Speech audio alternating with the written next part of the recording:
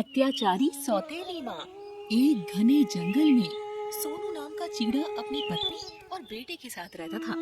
उसकी पत्नी की बहुत बार तबीयत खराब हो गई। कई डॉक्टरों को दिखाया पर वो कुछ ही महीनों में भगवान को प्यारी हो गई। सोनू और उसका बेटा बंटी अकेले रह गए। एक दिन मोना मैना सोनू से मिलने आई। मोना ने प्यार से कहा, सोनू भाई, आपका बेटा अभी बहुत छोटा है, इसे देखभाल के लिए माँ की जरूरत है। आप दूसरी शादी कर लीजिए। बहन, मुझे डर है कि सौतेली माँ मेरे बेटे के साथ बुरा सलूक न करे। आप ऐसा मत सोचिए, मेरी नजर में एक सीधी सादी लड़की है। कहिए तो मैं आपकी तरफ से बात चलाऊं? ठीक है मोना बहन, अगर आप लड़की से परिचित है तो मुझे कोई एतराज नहीं। इस तरह सोनू की शादी मीना नाम की चिड़िया से हो गई।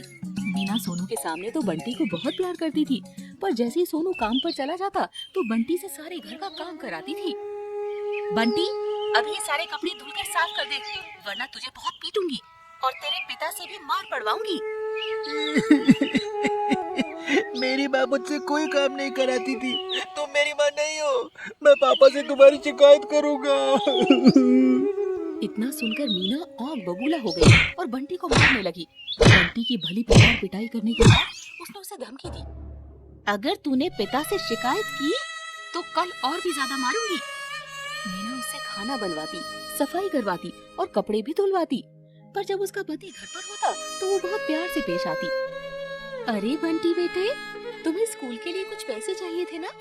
जी सुनते हो, बंटी के स्कूल में एक समारोह के उपलक्ष्य में पैसे मांगे गए हैं। हमारा बेटा बहुत होशियार है, इसीलिए उसकी टीचर उसे प्रोग्राम में हिस्सा लेने को कह रही थी। हाँ हाँ, क्यों नहीं, ये लो 2000 रुपए है, बाकी के पैसे तुम रख लेना। मीना इसी प्रकार बंटी का नाम लगाकर अपने पति से पैसे वसूला करती। एक दिन सोनू को बंटी की स्कूल टीचर रास्ते में मिल गई। अरे सोनू जी, आपका बेटा कई महीनों से स्कूल नहीं आ रहा है, क्या बात है? क्या? पर उसकी माँ तो उसे रोज स्कूल भेजती है। अभी कुछ दिन पहले उसने स्कूल के एक प्रोग्राम में भाग लेने के लिए मुझसे पैसे भी लिए थे। क्या? पर स्कूल में तो कोई प्रोग्राम नहीं हुआ। पता नहीं बंटी को क्या हो गया है। वो पहले तो बहुत ही सीधा साधा बच्चा था, अचानक पढ़ाई से उसका मन क्यों उचट गया? सोनू गुस्से से घर लौटा। बंटी तो कई महीने से स्कूल नहीं जा रहा है, और वो पैसे का क्या किया तूने जो स्कूल में जमा करने को दिए थे? पापा, माँ मुझसे घर के सारे काम कराती है और स्कूल ही नहीं जाने देती। मुझे रोज मारती है। ये देखो मार के निशान। हे भगवान, मैंने इस लड़के के लिए और आपके लिए क्या क्या नहीं किया, पर भलाई का तो जमाना ही नहीं रहा। मैं सच कहती हूँ, मैं रोज इसे तैयार करके स्कूल भेजती हूँ, पर ये आवारा गर्दी करता है। मुझे तो पहले ही पता चल गया था, पर मैंने आपसे बात छुपाई इस डर से कि कहीं आप मुझे मारने न लगे। मीना रोने लगी। सोनू को बंटी पर गुस्सा आ गया और उसने पेट से उसकी खूब पिटाई की।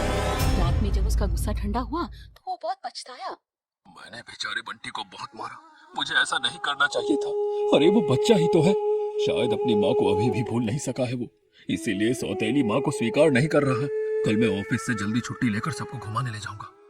सोनू अगले दिन ऑफिस से जल्दी छुट्टी लेकर घर आ गया तो देखा कि मीना बंटी की बेत से पिटाई कर रही थी।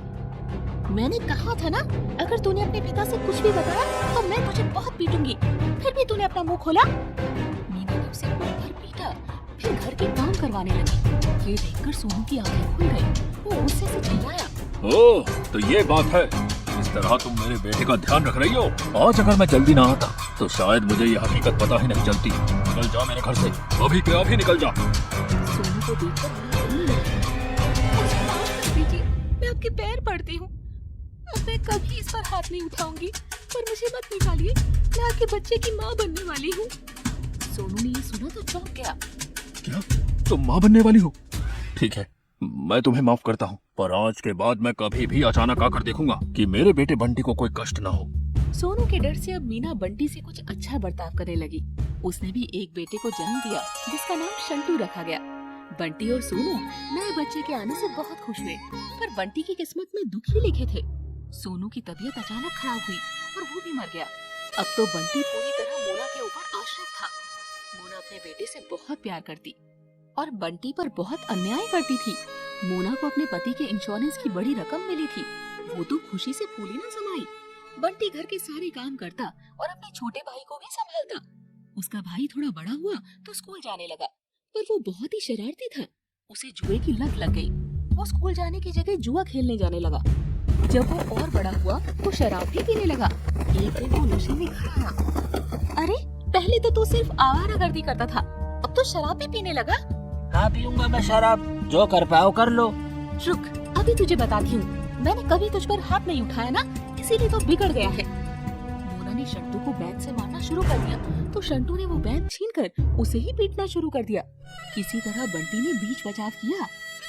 बंटी, मुझे माफ कर दे, मैंने तुझे बहुत सताया। ये मेरे ही पाप हैं जो पलटकर मेरे जीवन में आग लगा रहे हैं।